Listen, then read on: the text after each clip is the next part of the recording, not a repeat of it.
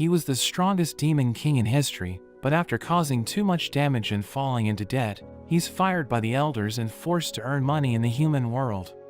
The story begins as we learn about the fight between the light and dark continents, which has been going on for hundreds of years.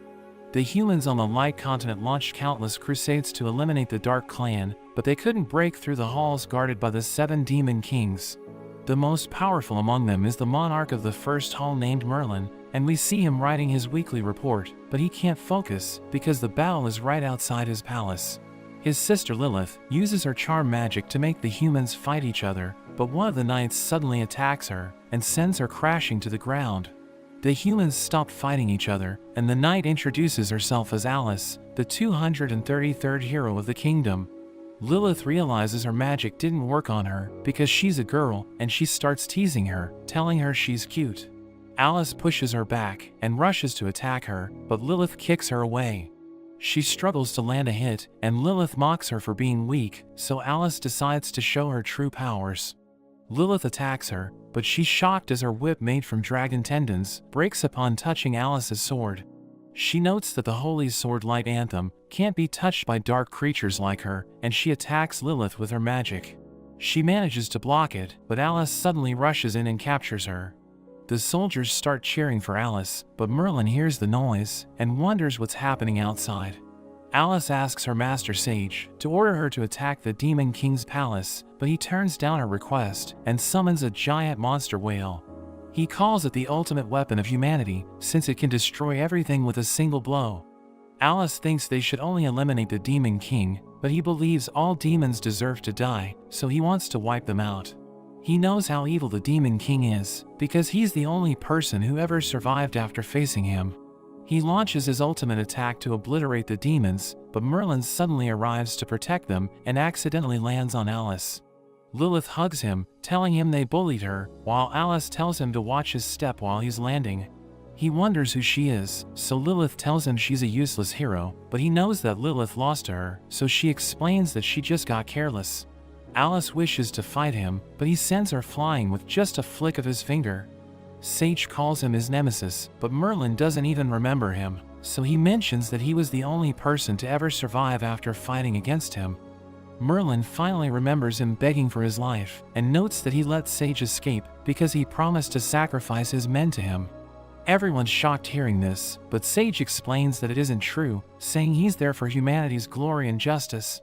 He draws out the magical energy from all his soldiers and fires a powerful energy beam, but Merlin uses his sword to deliver a devastating attack, which kills the monster in an instant. Sage begs for forgiveness and blames Alice for the attack, but they suddenly hear a bell, which freaks Merlin out as he realizes that the weekly meeting has started. He runs toward his palace, but Alice stops him, so he mentions that even though she's too weak for him, he'll use his dark blade vortex because she came all the way to fight him. He unleashes a destructive sword attack, and Alice tries to block it with her barrier, but she gets overwhelmed, and it cuts through the ground.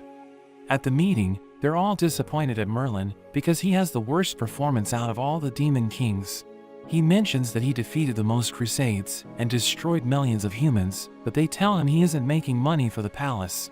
They explain that every time he goes fighting, he causes serious damage to the Land of Darkness, so his total debt has reached 66 trillion yen, and they ask him to pay it immediately. Merlin tries to sneak out of the palace, but Lilith thinks he's playing hide and seek. He tells her the demon realm is too small for him, so it's time for him to explore the outside world, thinking his absence will make everyone realize how important he is. She wonders if he was fired, but he tells her it was totally his own decision, and the elders tried to stop him. He mentions that he's leaving because of his curse, which shrinks his heart if he doesn't fight strong opponents, so he must find them in the Kingdom of Light. But she thinks he has no skill other than being a demon king, so he won't survive in the outside world. She wishes to accompany him, but he notes that he must pay 66 trillion for all the damages he caused if he stays there. So she quickly jumps back and wishes him luck in earning enough to pay back his debt. As he leaves, she thinks that even though he's the strongest demon king, he's still an idiot who will return after he fails in the outside world. So she thinks he'll come back crying, but hopes the experience will help him grow as a person. Meanwhile, Alice notes that if it weren't for her mithril armor and light anthem, she wouldn't have survived.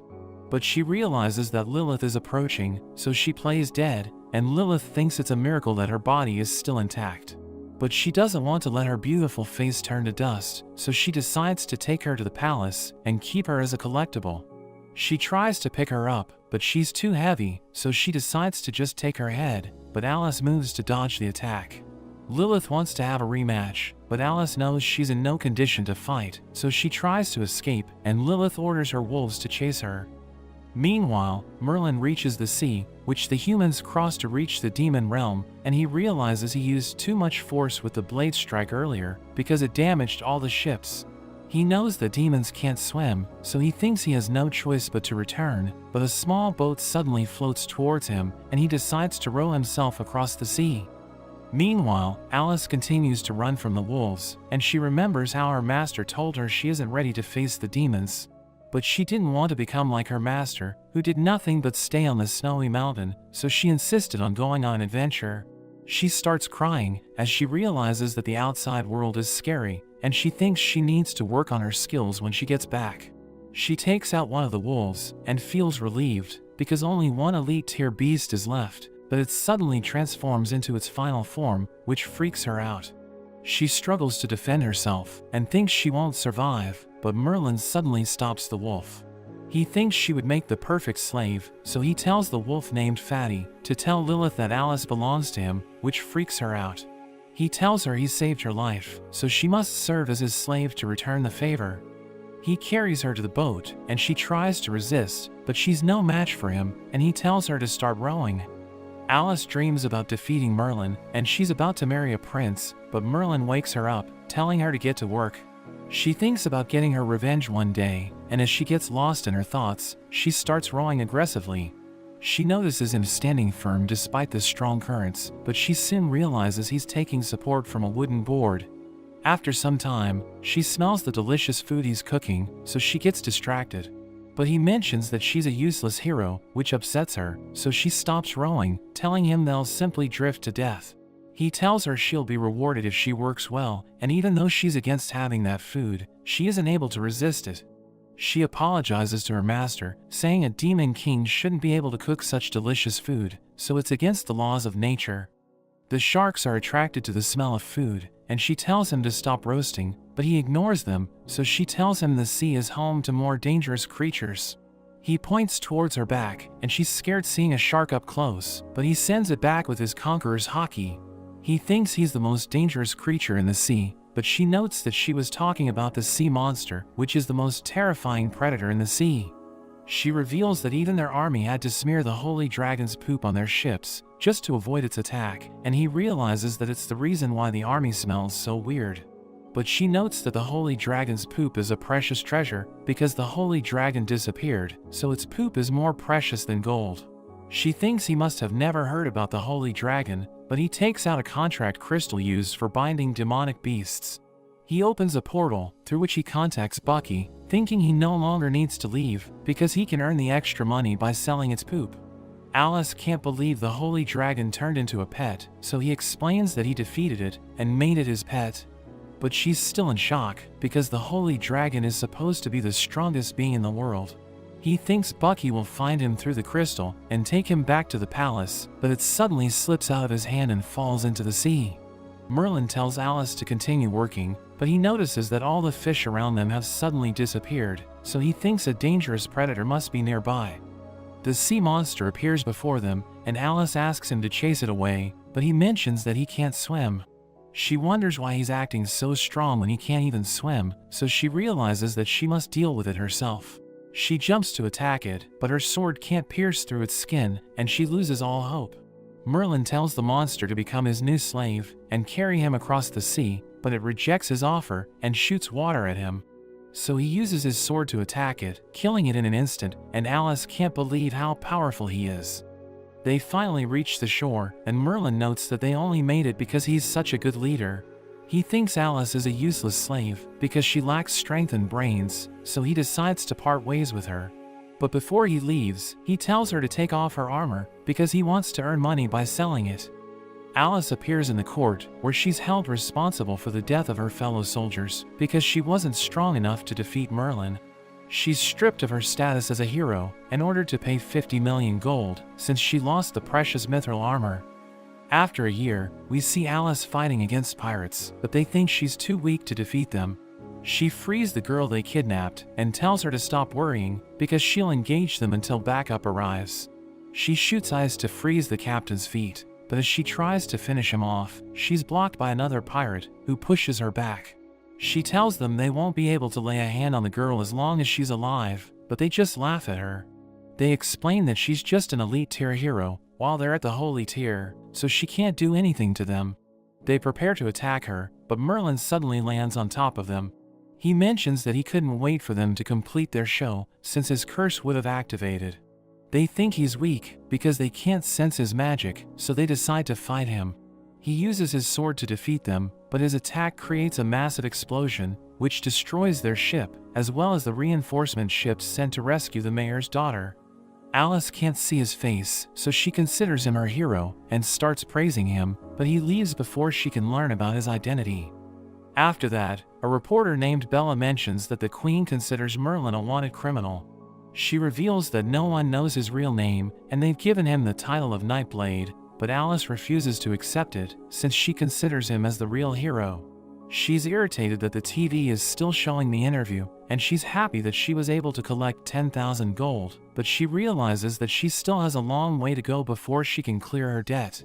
She recalls how Merlin ruined her life and hits the table out of frustration, but she accidentally spills water on her next mission contract. She notices that the wanted criminal looks like Merlin, but she thinks that a demon king couldn't be a freeloader. She realizes she's late for her carriage, but she starts hugging her poster of Nightblade, asking him to bless her and curse the demon king. Meanwhile, Merlin sees his wanted poster, but he isn't happy that he only has a bounty of 5,000 gold. He realizes he was careless because he wasted all the money he got from selling the armor, but he thinks everyone should be honored if he dines at their place instead of calling him a freeloader. He finally sees a village, but two bandits try to rob him, telling him they'll be punished if they don't take something to their master. They ask him to hand over his sword, but he warns them that they'll die the moment he takes it out. The bandits laugh at him, and one of them uses his knife to instantly peel off an apple, asking Merlin if he's afraid. But Merlin uses his sword to cut him into pieces, and he takes the apple, while the second bandit runs away. He turns into a goblin, so Merlin realizes that they used transformation magic to look like bandits. The goblin tells the king that a human killed his companion, but it makes him happy. We learn that they disguised themselves as bandits so that they could provoke the humans to break the peace treaty, and the king orders his subjects to attack a human village. Merlin sends a letter to Lilith, telling her he's living a luxurious life and that everyone loves him. So he won't return to the Demon King's palace unless the old men apologize to him, but she knows he's just bluffing. He tries to leave a hotel without paying, and the owner recognizes him as the infamous freeloader who has been causing trouble in the south. He asks everyone to help him catch Merlin, but he manages to escape. He notes that he didn't want to cause trouble, but a boy named Henry suddenly appears before him. He instinctively holds his sword, so Henry wonders if he's performing, telling Merlin he'll reward him if he puts on a good show. But Merlin can't take out his sword, because it would kill Henry and destroy the village. So he just tries to trick him, but Henry gets angry and calls him a useless bum. So Merlin becomes angry and throws away Henry's ice cream, making him cry. Alice also arrives in the village, and the adventurers tell her it's an honor to travel with a hero, but she mentions that she no longer has that title, so they wonder what happened. As she's about to explain, a man starts shouting about a new book, which is about the secret romance between the Demon King and the female hero. She becomes embarrassed because she thinks it's about her adventure with Merlin, and the man notes that millions of copies have been sold, so she falls into despair. The adventurers discuss how they will deal with the goblins, but seeing them talk about their marriage scares her, because she thinks they'll die during the mission. The girl named Priest wishes her luck on her mission, and she notes that they don't mind the cross-species romance of Alice and the Demon King. She looks at the wanted poster and wonders why a freeloader has a huge bounty on his head, but she thinks it will be an easy job. Merlin goes to a nearby inn and enjoys delicious food, but the owner catches him when he tries to sneak out. She notes that the restroom is in the opposite direction, so he mentions that he's looking for a job, but she asks him if he has any skills relevant to the inn. He shows his dancing and singing skills, which impresses everyone, and she decides to hire him, telling him his base pay is 1 gold, and he also gets a 15% commission on drink sales. He wonders how she can afford such good pay, so she tells him they run 2 shifts. Everything's normal during the day shift, but at night, they serve plenty of female customers, so he needs to make the environment lively. She introduces herself as Martha, and he comes up with the nickname Daisy for his night shift. She mentions that she'll deduct the cost of his meal from his first salary, and she introduces him to her son Henry, who calls him a freeloader, but she hits him for being rude. She tells him to show Merlin the guest room, and on their way, Merlin tries to bribe him so that he won't tell her about their first encounter. He offers to teach Henry his blade strike so that he can fight holy tier opponents, but he doesn't trust Merlin. He notes that only a talented person like the Nightblade can defeat a holy tier opponent, so Merlin tells him he's the Nightblade, but Henry refuses to believe him. Meanwhile, the adventurers struggle to defeat the goblins because they weren't expecting to fight an entire army of them. They realize they have no other option, so they try to escape, but they get captured by the goblin chancellor named Gia. Merlin starts working at the inn, and he focuses entirely on the female customers to win their hearts, but the male customers are insecure because of him. Martha is pleased with his performance because he increased their sales, and she believes he must have excelled in his previous jobs as well. She thinks his nickname Daisy might look odd in the newspaper, but he fears it will lead to more embarrassment, so he tells her they don't need ads. Henry interrupts them, saying he's just a freeloader who feeds off women's money, and tells him to stay away from his mother. Alice can't find her target, but she suddenly hears Henry hitting the tree, and realizes he's angry at a handsome freeloader, so she shows him the poster. He notes that it doesn't look like the freeloader he knows, who has been conning women at their tavern to increase their revenue. She thinks he's just a workaholic, but several men suddenly approach her and offer her a reward if she takes care of Merlin, since their women are trapped by his charm.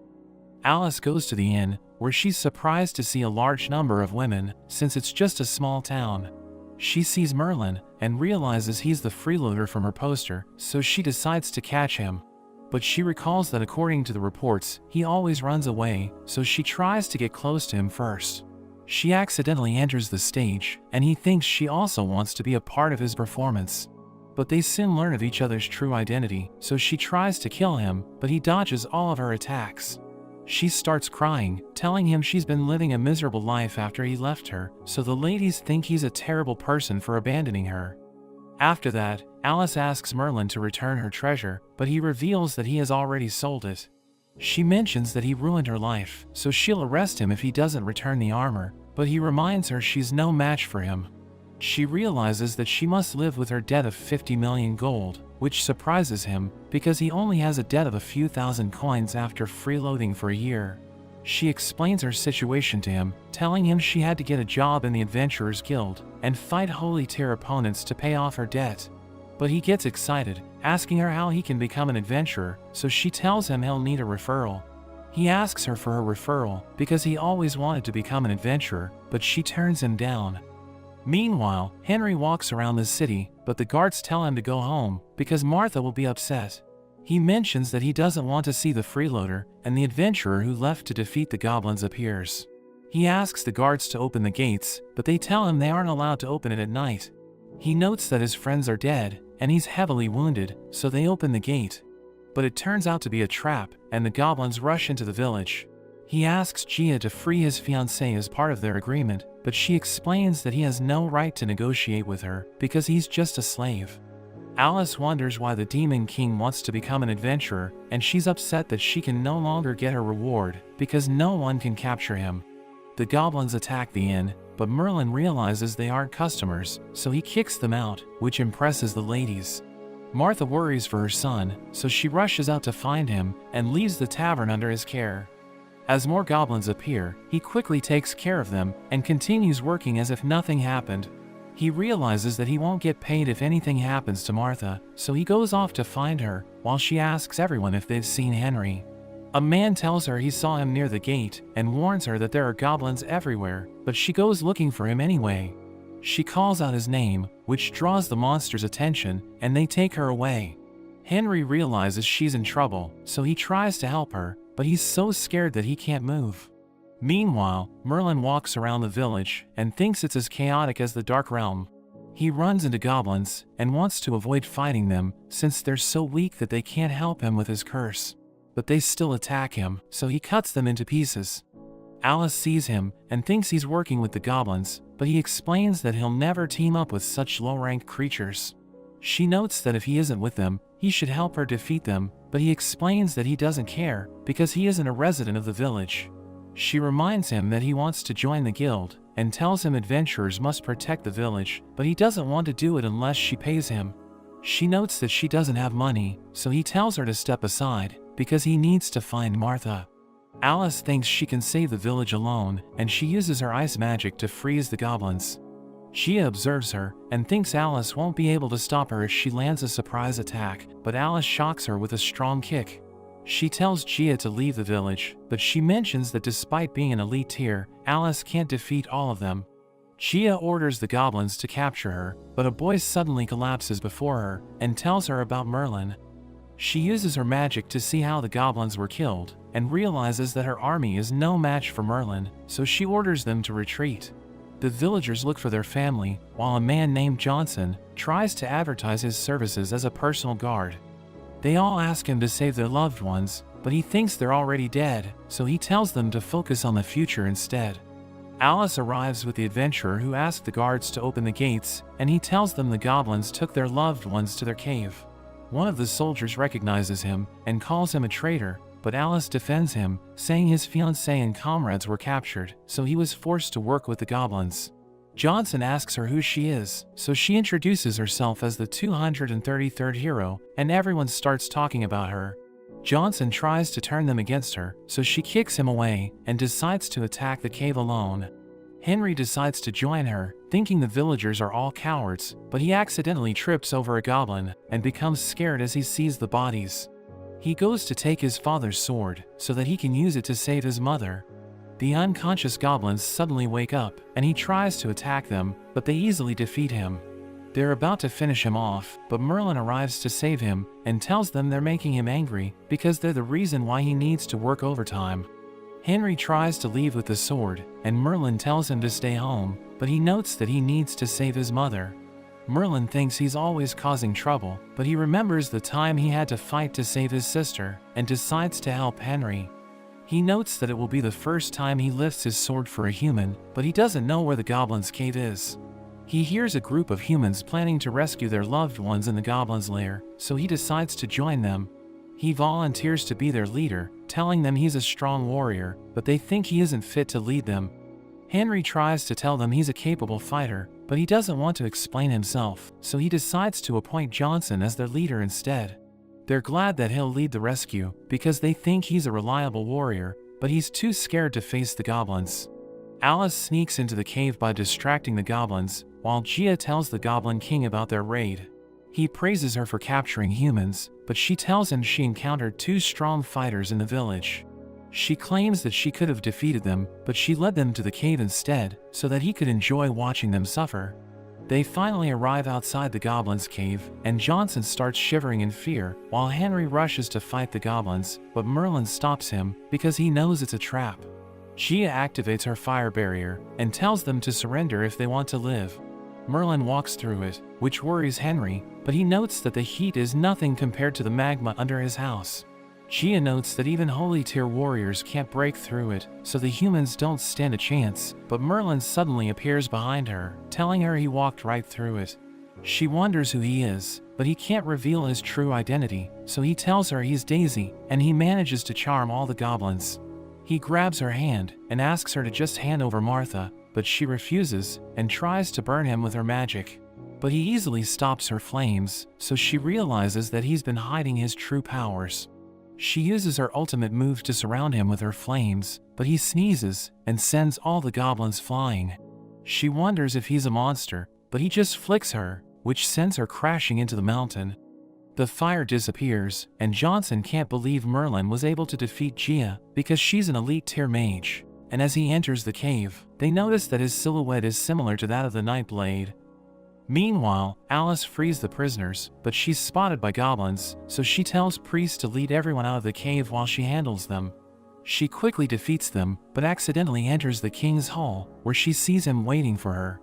He reveals that Gia told him she'll deal with one of the attackers, and she'll send the other one to him, since he hasn't fought a strong opponent in ages. She realizes he's a holy tier fighter, and thinks he focuses on brute strength, but he surprises her with his speed, and shatters her ice shield. Merlin tries to find Martha, but he gets lost in the cave, because there are multiple paths. The Goblin King tries to grab Alice, but she jumps back and cuts his arm, which impresses him, because he knows that his previous hit broke her bones. He thinks she's just an ant compared to him, but she mentions that her master taught her that underestimating an opponent can be fatal. He manages to capture her, but she uses her giant ice sword to break free. She lands a combination attack, and thinks it's over, but he reveals that he was just pretending to be dead, since he likes to see his opponents fall into despair. He heals his wounds, and transforms his body before punching her away. Meanwhile, Priest and the others try to escape from the cave, but they soon find a figure in front of them, so they think they're surrounded by goblins. But it turns out to be Merlin, who's happy to see Martha, and he asks her to give him a bonus for working overtime. She grabs his arm and runs, because they don't have much time, but he stops and instantly takes out the goblins chasing after them. She asks him to save Alice, since she helped them escape, but he wonders if he should help her or leave her. Martha promises to triple his salary if he saves her, so he decides to do it. Priest tells him to be careful, and advises him against entering a hall filled with gold coins, because the Goblin King is a holy tier opponent. He storms off, thinking he'll get rich after defeating a powerful enemy, but they think he's just worried about Alice. He knocks out several goblins on his way to the king's hall, and blasts through the entrance, but he ignores the king and starts looking at all the gold. He cuts off the goblin's arm, and grabs Alice, but he wonders if Martha will reduce his bonus, since Alice is injured. She asks him about the others, so he tells her they're safe, and that he'll get her out of there after he defeats the Goblin King. The Goblin King pretends to be hurt, and he suddenly regenerates his lost arm, but Merlin shows no reaction, so he wonders what's wrong with him. Merlin notes that he knows a troublemaker with a similar sense of humor, but she's much prettier than him. The Goblin King realizes he's strong, so he decides to go all out, and begins to attack him from all directions, but Merlin easily blocks all of his attacks. The Goblin King asks for his name, but Merlin thinks he doesn't deserve to know it, so he just tells him he's called Daisy. The Goblin King prepares to use his ultimate technique, so Merlin becomes excited. He offers to make Merlin his chancellor if he swears loyalty to him, but he laughs at his courage to make such an offer, telling him to go all out. So he uses his ultimate goblin's hammer skill, but Merlin easily blocks it, and Alice sees him from behind, realizing he's the Nightblade. He takes out his sword, and the Goblin King recognizes it as the legendary sword Vortex, which only the Demon King of Pride can draw. Merlin defeats him with a single blow, but he forgets to control his attack, so the entire cave starts collapsing. He wonders if he should save Alice or grab the treasure, and his conscience reminds him that she can refer him to the guild, so he ends up deciding to save her. He creates an opening to leave the cave, and everyone's glad they made it out alive. Henry considers him a hero, and thanks him for saving everyone, but he starts crying over the lost treasure, while Martha thinks he's just worried about Alice. Merlin sees that Alice is badly injured, but he needs her to recommend him to the guild, so he decides to heal her. He takes off her clothes, but Martha enters, and thinks they're about to get intimate, so she quickly rushes out with Henry, telling them to continue. He covers Alice with his saliva, since it has a healing effect on the opposite gender, and as she begins to heal, she starts dreaming, and he realizes it's because of the saliva, so he thinks he won't be able to enjoy a peaceful night. Alice wakes up the next morning, and everyone rushes to check on her. She doesn't remember what happened after she was defeated by the Goblin King, so Priest tells her she should thank Merlin, because he was the one who saved her. She thinks they should reconcile since they're old friends, but Alice tells her they're rivals. Everyone thanks Alice for saving them earlier, but she mentions that it's part of her job. Bella interviews Johnson, who brags about how he led the villagers to fight the goblins, but he becomes nervous when he sees Merlin. She asks him about the goblin invasion, but Merlin thinks it was just a few goblins, so she wonders if it was just a minor conflict exaggerated by the villagers. Martha tells him Alice is looking for him, and he thinks she wants to thank him, but when he goes to her room, she suddenly attacks him. She thinks he took advantage of her, because he took off her clothes, and the priest next door heard weird sounds throughout the night. but he explains that it was because of his saliva, which healed her wounds and made her dream of him. She finally understands the situation and thanks him for saving her, but he mentions that he lost all of the treasure because of her, so she reminds him that it was all stolen. He asks for her help to become an adventurer, so she agrees to refer him, but she mentions that it would make them even. Martha and the others give them farewell gifts, and Henry tells Merlin he wants to become his student in the future. Martha teases Merlin and Alice about getting married, but Alice insists that they aren't a couple. Meanwhile, the goblins realize their king is dead, and think they should migrate to the south, so that Daisy will never reach them. A woman suddenly appears before them, and she mentions that she has the third key to the Legion of Hell, but she notes that she must kill all of them, because she doesn't want anyone to know about it. Merlin and Alice reach the guild, and he notes that the building is small, but he's excited to be an adventurer. He sees the notice board with the available contracts, and asks Alice if she's an adventurer or a part-time worker, because they're mostly ordinary jobs. The receptionist notices them, and she wonders if Alice came for another mission. She knows she can't introduce him with his real name, so she mentions that he's Daisy, which makes the receptionist wonder if he's her boyfriend. So she quickly shows the wanted poster, and notes that she came to collect the reward.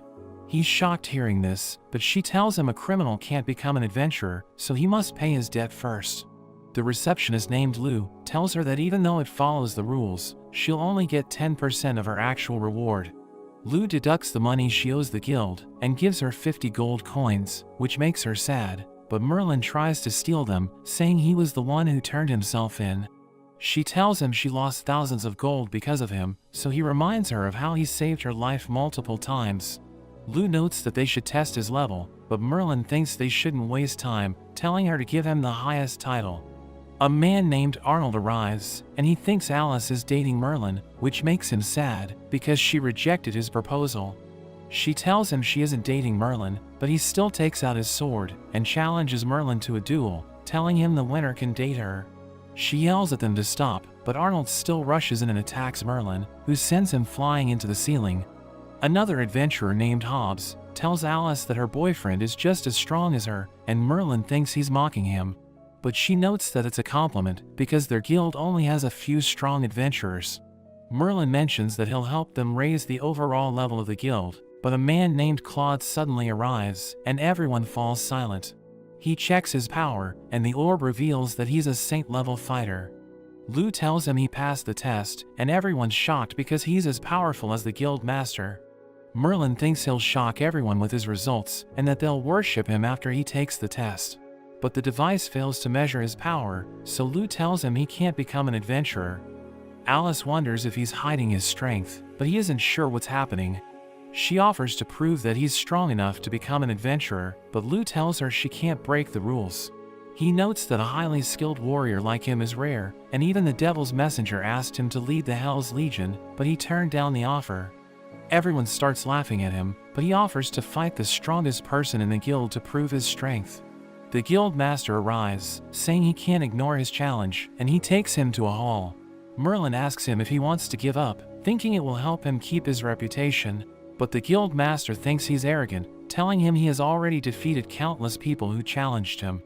He explains that Merlin doesn't need to defeat him, because he'll allow him to become an adventurer if he shows potential, but he notices that Merlin isn't even listening. The old man tells him to go all out, so Merlin uses his blade strike, which shocks him and damages everything around them. The adventurers think their master went too far, thinking Merlin must be scared to death, but he surprisingly returns unscathed. The guild master allows him to join the guild, and he's so scared that he wets his pants. Merlin comes up with a plan to get rich as an adventurer, and he tells Alice he'll give her a 10% share from the mission rewards, but she doesn't want to work with him. Merlin thinks he doesn't need Alice, but he soon runs out of money, and since he has nowhere else to go, he sneaks into her house. She catches him, and thinks he was spying on her, but he mentions that she has nothing worth spying on. He tells her it's hard living alone, so he'll stay with her, and only charge her 1,000 gold for his protection. But she kicks him out, so he starts creating a commotion, which grabs everyone's attention, and they think Alice kicked out her boyfriend. She realizes he'll ruin her reputation, so she takes him inside, and he offers to protect her for free if she lets him stay. She tries to hit him, but he easily evades her attacks and enters her room. He lies on her bed, and when she tries to remove him, he tells her it's too small for both of them. So he wraps her in the blanket and makes her fall asleep. The next morning, Alice goes to the guild, but she's tired from sleeping on the floor.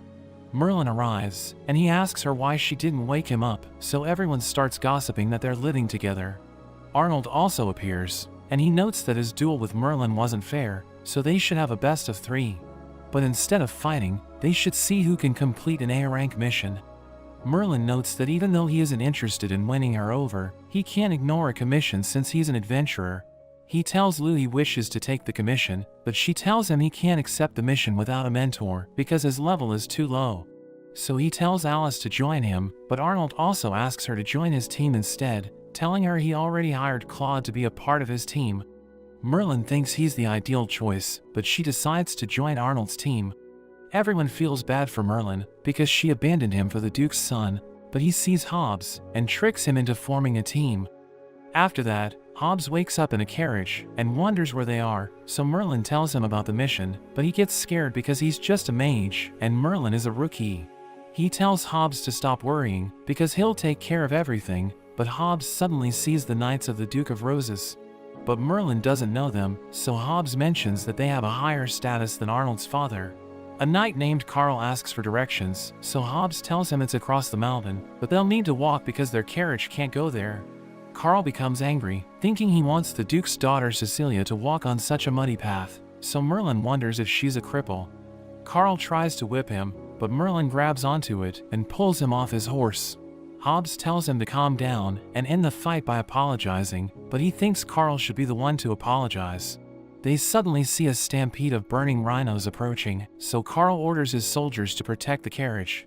Merlin thinks the rhinos are running away from something, and one of them is about to crash into Carl, but Merlin suddenly lifts it with a single finger. But that's where this video ends. Remember to like and subscribe to the channel. Thanks for watching, and I'll see you next time.